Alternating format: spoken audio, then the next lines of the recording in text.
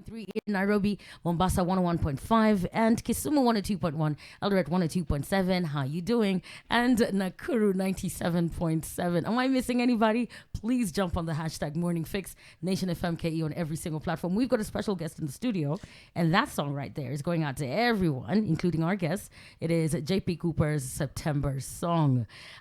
David, you keeping well? Yeah, absolutely. And I'm looking forward to this conversation right now. Our guest is already in studio.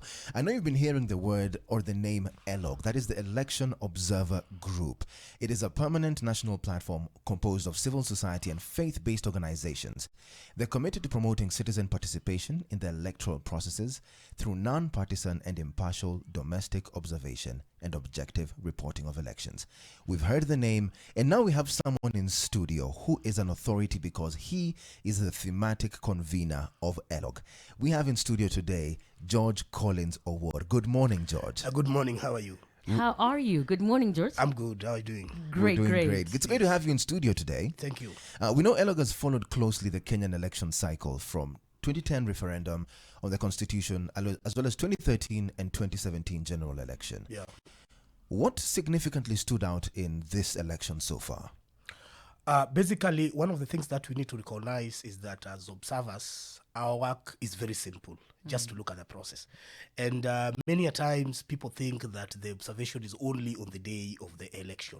But as you can see, we always have an electoral process that starts immediately after one is concluded.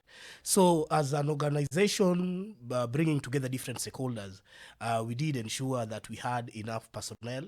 We also ensured that we had enough stakeholders who were able to help us in this process. And one of the things that I need to mention is that ELOG normally has what we call long-term observers. So these guys are people who are able to work before, just like an electoral process starts. And you will realize that as the process goes on, there are other issues that also come up. Because you see, we also look at different things, especially, for instance, we also look at even media coverage. We also look at even political parties' nomination and political parties' processes.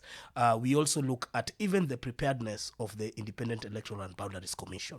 So this is well elaborate and comprehensive way of ensuring that we promote credible, free and fair elections. Oh, that's brilliant. Yeah. Wonderful. It is a new month of September. People are happy to go back to work. We're enjoying peace at the moment, and a lot is credited to some of the organizations like yours.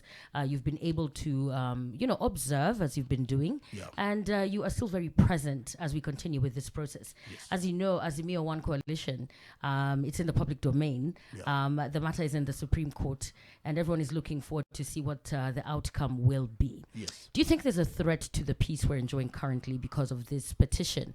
Everyone is anxious and waiting to hear what the results may be, depending on which side.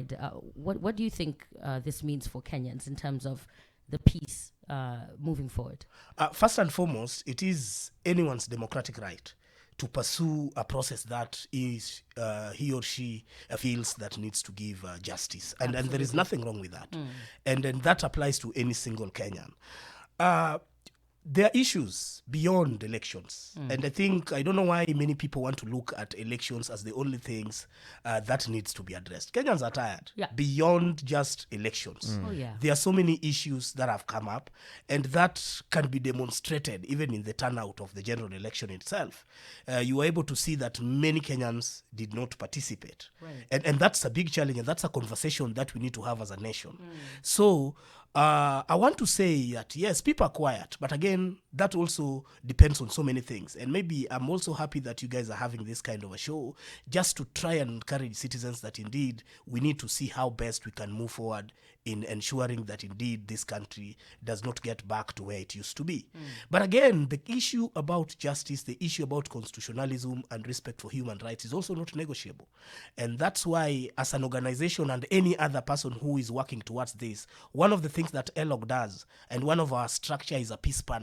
This is a structure that ensures that there is cohesion, there is togetherness, and there is tolerance amongst citizens in this country. And we also work with different governance institutions like NCIC, the political parties organization, where we find that the registrations are done. We also ensure that the governance institutions like Kenya Human Rights Commission, these are institutions that ELOG work with. And also there is also the aspect of networking working and collaborating even with the private sector and also the media, just to ensure that we promote peaceful coexistence and tolerance among Kenyans. Wonderful. wow. I particularly love when he mentions that it's non-negotiable when it comes to the pursuit of justice. And indeed, it is every Kenyan citizen's right, in fact, to show that that process or system is functional and it's working. Yes. Yours is to observe and see that, everyone moving forward is catered for. We're going to be continuing with this conversation. We've got more questions, and we want to bounce this over to everyone who's listening in your car, in the office, you're sitting as a group. But let us know. This is your opportunity to throw in that question, because we've got an expert on this issue, and it's good for us to discuss it, especially before next week. So this would be great. Get on the hashtag Morning Fix. You can also call in. Our lines are open. Yes, our lines are open. Give us a call this morning so that we can hear from you, and you can pose your questions to our guest this morning. And this is how you can reach us. The number is 0719 038 963. That is 0719 038 963. You can also jump in on our WhatsApp with a question, 0701 963 000. All right, let's jump back into the music. We've got a traffic update a little bit later on. It is 7:15. We are getting into the conversation a little bit more, but first...